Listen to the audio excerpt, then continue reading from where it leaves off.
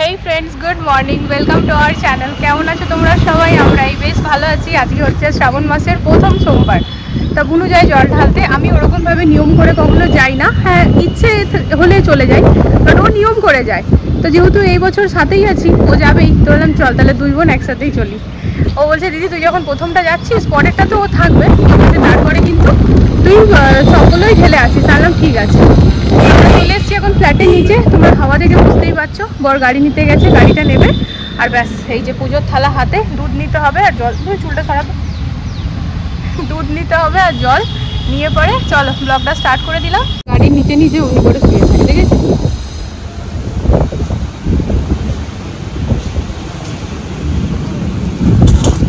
তুই নেই বসিনি, তারপরে আমাদের ধরিয়ে দিবি।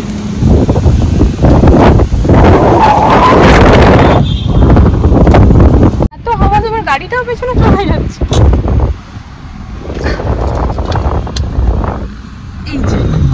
গাড়ি দেখলে পরে কি মাস্ক পরে আসতে হবে তোমাকে। কি করে যাবে বৃন্দাবন?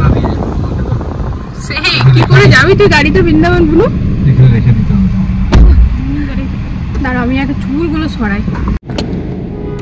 তো এখানে আমাদের সামনে যে দোকানটা, সেখানে দুধ পেলাম না। তো বললাম বাবার যদি ইচ্ছে হয় মাথায় দুধ নেবার, তো অটোমেটিক্যালি পেয়ে যাবো, আদারওয়াইজ জল ঢেলে আসবো। চলো। তো আজ না ফ্রেন্ডস, আমি যে শাড়িটা পরেছি এটা না আমি প্রিয়ার কাছ থেকে নিয়েছি। হেভি ব্লগস প্রিয়া, ও বেশ ভালো ভালো এখন ড্রেস অনলাইন সেল করছে চ্যানেলের থ্রুতে, তো তোমরা গিয়ে দেখতে পারো। তা শাড়িটা আমি নিয়েছিলাম মোটামুটি আমার কাকা শ্বশুর মারা গিয়েছিলেন তার আগে। তো কি হয়েছে না ফ্রেন্ডস, তো মানে মারা গেছে, মানে উনি মারা গিয়েছিলেন তার আগে, একদিন আগে আমার বাড়িতে এসেছিল। তারপর তার নতুন জিনিস আমরা ধরবো না, দেখবো না। এবার যেদিন এসে সেদিন আর শেয়ার করিনি, ভেবেছিলাম পরের দিন শেয়ার করবো। পরের দিনে এরকম ঘটনাটা ঘটে গেছিল, তাহলে আর আমি আর নতুনটা ধরবো কি করে? তারপর রাখাই ছিল তাহলে ঠিক আছে, যেদিন পরবো সেদিন শেয়ার করবো। শাড়িটা ভীষণ সুন্দর, দাঁড়া, শাড়িটা ভীষণ সুন্দর, মানে এতটাই সফট যে গায়ে মনে হচ্ছে না যে মানে কিছু পরে আছি, মানে হালকা পরে বেশ রিল্যাক্স ফিল হচ্ছে। তা ব্যাপারটা হচ্ছে না ফ্রেন্ডস কি, আমি না প্রিয়া জেনারেলি যে লাইভ গুলো করে, আমার সত্যি কথা বলতে সময় হয় না অতক্ষণ ধরে সময় ধরে লাইভটা দেখতে। তবে ওই যে তারপর শর্টস গুলো যে বানাই ড্রেসগুলো পরে পরে, সেইখান থেকে দেখে আমি পছন্দ আমার হয়, তো আমি নিয়ে এরকম। তো এই শাড়িটাও পরে একটা শর্টস বানিয়েছিল, তো আমার বেশ ভালো লেগেছিল। তো সেই কারণেই আমি তখন ওকে মানে হোয়াটসঅ্যাপ করি, আর তারপরে বলো হ্যাঁ দিদিভাই হবে, তবে তুমি যেটা চাইছো সেম হবে না, ডিজাইনটা একটু আলাদা হবে। না চলবে চলবে, দেখো তখন সাথে সাথে করে দেয়। তো এক সপ্তাহের মধ্যে আমি পেয়েও যাই, বাট বেশ সুন্দর। তো যারা লাইভ দেখে তারা তো আরো অনেক অনেক দেখতে পাবে ভ্যারাইটি, আমার লাইভ দেখার সময় হয় না। তো ঠিক আছে চলো এবারে যাই। এই ফাঁকে শেয়ারও করে দিলাম। এবারে হচ্ছে যে মিনি স্টোর যাচ্ছি, আমাদের সেই পুরনো ঠিকানা, ওখানে হয়তো দুধ পেয়ে যাবো, তাই তো? কি চান্স আছে ওইখানে না পেলে এখন, হ্যাঁ তাহলে সেই মাথায় জল ঢালবো, বুঝলে বলু? তাহলে বলে বাবা সব জল চাইছে। রাহুল ডারি না ওর খেতেও লেট হচ্ছে, খাইনি এখন। চলো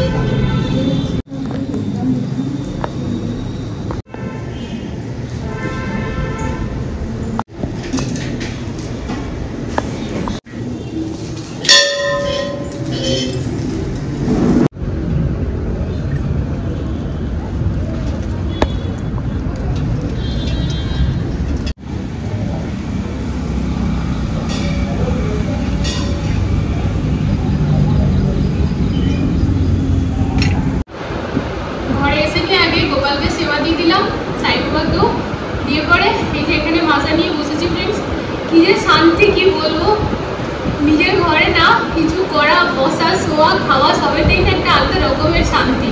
এতদিন ধরে ওইখানে আন্টির ঘরে খালি ভাবতাম নিজেদের বাড়িতে কবে যাব, এখন নিজেদের বাড়িতেই বসে আছি। আর এদিকে বর বসে ভিডিওটা বানাচ্ছে।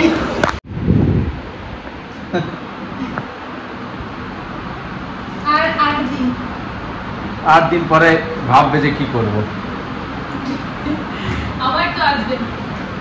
এই যে চুড়িটা দেখানো হয়, আমি আর দুজন মিলে চুড়ি করেছি। এই যে ওটা একটু বেশি করে দেখা, আমাকে প্রচুর পরিয়ে দিয়েছে, বলছে পর আর নিজে দেখছি পড়া। তুমি আমি এতটাই বলছিলাম, আসলে ও আর ওই দিদিটা কেউ এই ব্যাপারটা বুঝলো না। তাই ঠিক আছে চুড়ি তো অসুবিধা নেই, আমি এমনি তো না গৃহপ্রবেশে একটা শাড়ি যখন করবো একটা খালি রেড নিয়ে নিবি আর একটু রেড নিয়ে নিবি, মানে এই যে চমচমগুলো নিয়ে একটা রেড নিবি, তাহলে দুটো মিক্স আপ হবে।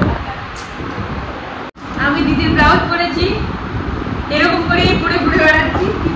এই ব্লাউজটা না আমারই ঢিলা হতো, আর ও এমনিতে অনেকটা পাতলা হয়ে গেছে, মানে ফটো ভিডিও ক্যামেরাতে কতটা বোঝা যাচ্ছে জানি না, সামনে থেকে দেখছি না ও অনেকটা ঝটকে গেছে।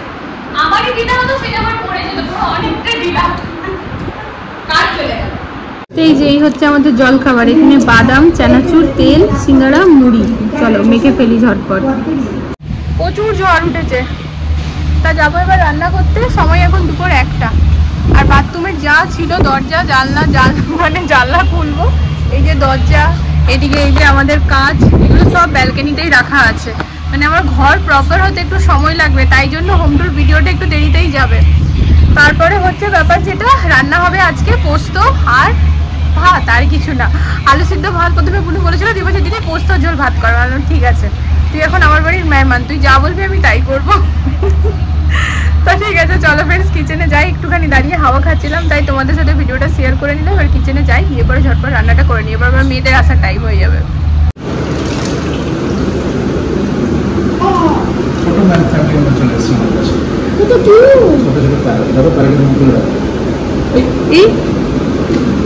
দেখো ওরা মারপিট করবে না তো, দেখছে না নতুন, দেখো কিন্তু পেছনে লাগছে ওর কিছু না, ওর বড় এদিকে আসা দেখো বই খেলা চলে না, নিজের ফ্যামিলির কথা চলে যাচ্ছে, দেখছি ঠিক বুঝতে পারবে না, মুখটা কত বড় খুলে দেখো। जब वो उठता है तो उसको ये लगता है ये बच्चों का क्रच है, तो यहाँ पे खेल कूद सेकंड झुकाए कुछ हमको ज्यादा होती है, और मुझे ऐसा लगता है कि ऑडियंस को चीजें समझ। কে করে দিল এটা? মিমি, এটা কি সাজালো মিমি তোমাকে? জাস্ট একটুখানি চোখটা লেগেছিল ফ্রেন্ডস, তার ঘুমটা হলো না। তার কারণ হচ্ছে সুনীল ভাইয়া এসেছিল, ইন্টেরিয়ার ভাইয়া। তো ভাইয়া এসেছিলো একজন নতুন কার্পেন্টার ভাইয়াকে নিয়ে, কি সে ফিনিশিংটা দিয়ে দেবে যেগুলো বাকি আছে। তো ঠিক আছে অসুবিধা কিছু নেই। তো তার সাথে কথা বলা চক্করে আমাদের ঘুমটাই মানে চপট হয়ে গেল, জাস্ট ঘুমটা ধরেছিল। তা এখন একটুখানি বেরাচ্ছি, আমি বর আর বুনু 3জন মিলে যাচ্ছি সিপ্রা মল। আমার বরের উঠলো বাই তো মক্কায় যাই, নতুন নতুন জিনিস ওর মাথায় আসে, আর এসে নিয়ে তৎক্ষণিক ওটা ওর চাই। আর ব্যাপারটা সব থেকে মেন কথা যেটা হচ্ছে, এখন কিন্তু ঘরে ফিনিশিং কাজ বাকি আছে যেগুলো চলবে, তাতে কি হলো সব একসাথে হয়। ফিনিশিং এর যদি ফিনিশিং করি তো 6 মাস হয়, এটা শেষ হবে না। কি বলবো আমি, আবার বলে তোমার কাছে সকালে একটা জিনিস চাইলাম, সেটাও না। মানে ও আমাকে বলেছিল যে আজকে কোথাও একটা যাবো, তুমি না বলবে না, তুমি যাবে আমার সাথে। তা আমি বলেছিলাম ঠিক আছে। তো এখন আমার কাছে উপায় নেই। তো চলো আমরা এখন যাচ্ছি ফ্রেন্ডস হোম সেন্টার। তাই যে আমরা পৌঁছে গিয়েছি, এটা হয়ে গেছে নর্থ ইন্ডিয়া মল। তাই এইটিকে আমি সিপ্রা মল নামেই বলতে থাকি। তো যাই হোক, এখানে গাড়ি চেকিং হয় সব সময়, গাড়ির দিকে। তারপরে নেমে যাবো, নেমে যাবো, দাঁড়াবো দেখছি না, ওই জন্য এত জায়গা ছেড়ে আমার বরকে একদম ওই লাস্টে যেতে হবে।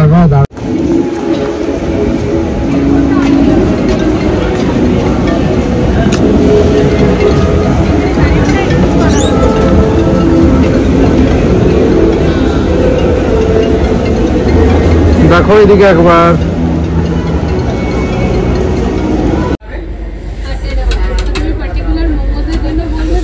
না ওটা তো স্টাইলিশ হচ্ছে না, জান দেখতে পারো। এইটা হয়েছে পছন্দ, বাট এত বড় স্ট্যান্ড চাই না। সলিউশনটা কি? এই গাছগুলো থেকে যাবে না, দেখো হালকার মধ্যে, দেখো ভালো লাগবে। বাট এটাতে না বড় গাছ বেশি ভালো লাগবে। দেখো না বড় গাছ যদি রাখলে এই সাইজটা হচ্ছে ভালো লাগবে না, কারণ গাছটা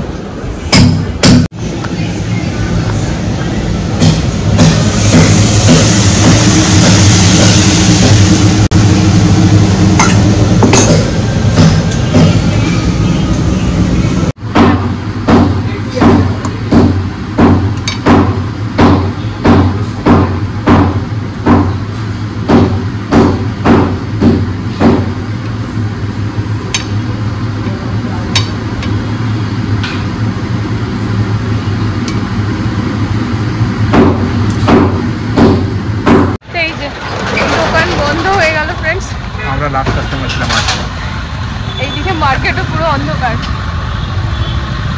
তা আমরা বেরিয়েছিলাম না বাবার ওষুধ নিতে, দিয়ে পরে না ঘরে যে স্যান্ডেল পরি না, আমার যেহেতু গোড়ালিতে প্রবলেম আছে, ব্যথা আছে না ফ্রেন্ডস, তো আমার না যে স্যান্ডেলগুলো পরছিলাম সেগুলো মানে আর কি চেঞ্জ করার চক্করে না খারাপই হয়ে গিয়েছিল। তো কিনবো করে আর কেনা হচ্ছিল না, দিয়ে ও বললো চলো এখন বেরিয়েছি যখন নিয়ে নিই, তো কেনা হলো। এবারে যাচ্ছি ঘর, 10টা বাজছে, সবাইকে খাইয়ে দাইয়ে তারপর এসছি।